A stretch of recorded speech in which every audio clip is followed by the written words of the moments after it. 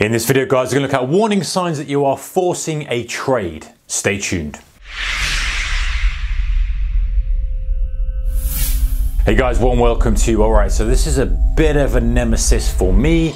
It has been before and it creeps in from time to time. Again, here and now, you kind of think, right, you've got to be careful, got to be careful, got to be careful. So I thought what I'd do is let me do a video highlighting the warning signs that you are forcing a trade, and maybe that might resonate with you as well. So what do I mean by forcing a trade? So I basically mean that you've got a thesis, you've got an idea, and you're trading. This is for day traders, and it's going to be a swing trade as well, but I'm looking at it from a day trading perspective. And you are wanting to get on that trade, and you're wanting to get on the trade to benefit from that idea happening. Okay, so let's look at an example. We'll look at these in a moment. Let's look at like an example. Actually, it's a real world example. Market's going lower. Let's say there's a key level here. Market's pushing lower. It's done this, and now it's kind of looking like it might go lower. And your thesis is that it's going to break through this low, and you want to get a big flush, and it's quite attractive, right? That kind of trade. It's another question in itself whether these are the best trades to take, and we talked about these breakout trades. But you know, under the right conditions, breakouts can give you quick profits, and it feels nice to go on the end of a breakout trade. So the thesis is, right, we're going to break through here, I'm going to get a flush lower, I can buy into those sell stops, and it'll all be very good. We might even get a really big downdraft. Loads of things that are working in favor of the trade. So that's the thesis. And to force a trade means that you are trying to get in all the time for this, and probably at not an optimal time. And generally forcing a trade means that you're going to do stuff like, I'm going to trade it, then get stopped out. Trade it, get stopped out. Trade it, get stopped out. And you undo all the work of the planning of the trade. And what happens is you start to activate these things. You start to, number one, too many times trading the same move. So the thesis is the break on this example.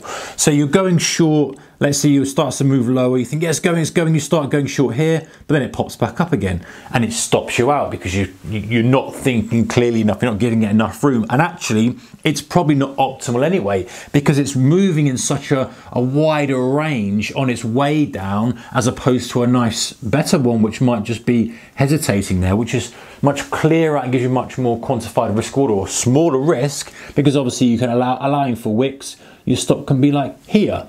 Whereas here, you're like, well, my stop needs to be here because I should be going short on these little spikes up. If I had a little trend line here, looking for a break down to this level, I should be shorting here.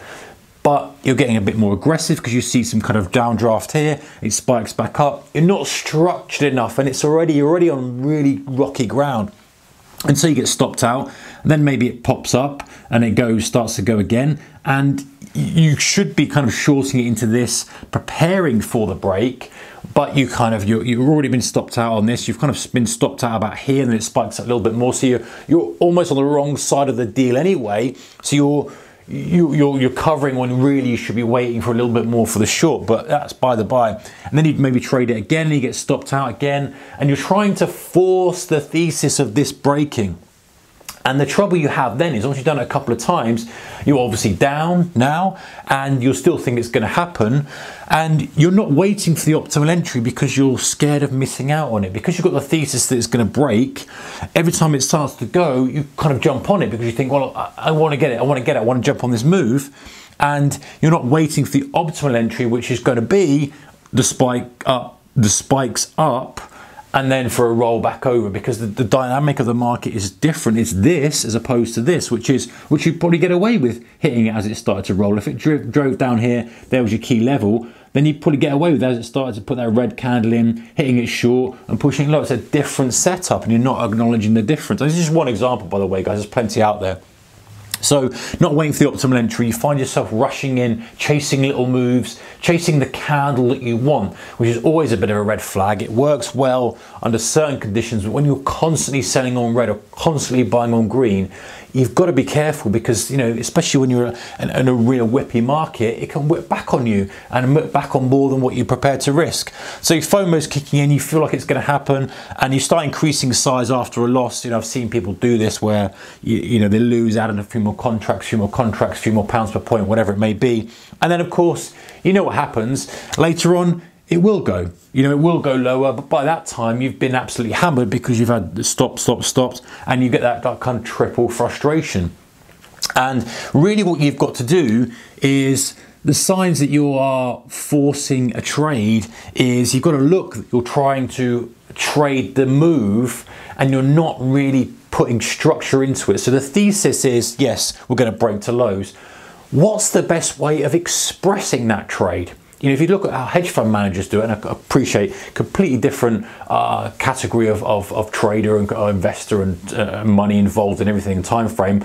But ultimately, if we take kind of lead from them where they're presented with an idea, the idea might be, okay, I believe that this sector is going to do whatever the next 3 quarters, whatever it may be. Our idea is that this low is going to break. How do I express the trade? If there's no way that they can express that trade, managing the risk with a decent risk reward ratio, all the other things, the boxes ticked that apply to them, they won't express it. It's the same for us. If we've got the thesis that that's going to happen, if there's no real place to express the trade, then, you know, we're not going to take it. It's so tempting to take the short as you're driving through the low, but if it pops back up and starts to kind of do some work up here again, is the trade negated? No, it's probably not. It's probably still acceptable, but can you stand that? Well, if you can't stand it, you shouldn't be taking it.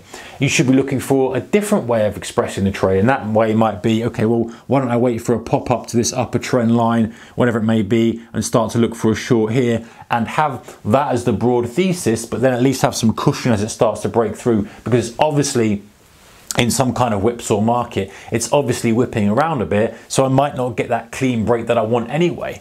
So anyway, guys, warning signs you're forcing trade. This is just one example. It could be if you're buying a pullback, it could be that you're looking for a gap fill, it could be that you're looking for a mean reversion, you're constantly, you know, you've got the thesis, but you haven't really, things aren't gelling well because you haven't got a good structured trade behind it to express that. And one thing to mention before I kind of end the video is, if you find yourself trading the same move multiple times, if you find yourself getting frustrated and thinking, I want to get on the end of this, I want to get on the end of this, that's the time just to walk away from it. There's no real other option to that. If you start feeling that way, you need to kind of go, you know what, I'm going to come back in the afternoon, I'm going to come back tomorrow, I'm going to come back the next week, whatever it is, because that's when you start doing damage, because you start forcing it. Then let's say it goes and you weren't in it, you're going to get even more annoyed because you weren't in it. Then you're going to look for another trade that's not really the right trade to try and get that money back, and you just didn't dig a hole. You know, same theme with all these kind of things, guys. When you recognize you're doing something that's destructive behavior in trading, you've got to just have the discipline to pull the plug and walk off and go, you know what, you know, that is what it is. I didn't trade effectively on those little sequence of trades. It happens, but at least I haven't let that get into a catastrophic position that's damaged the account substantially. So those are some warning signs, guys, that you're forcing a trade. They can apply for multiple setups and strategies. If you spot those, be careful, maybe step away and come back. If you like this kind of stuff, give it a thumbs up. Much appreciated. Thank you. Bye-bye.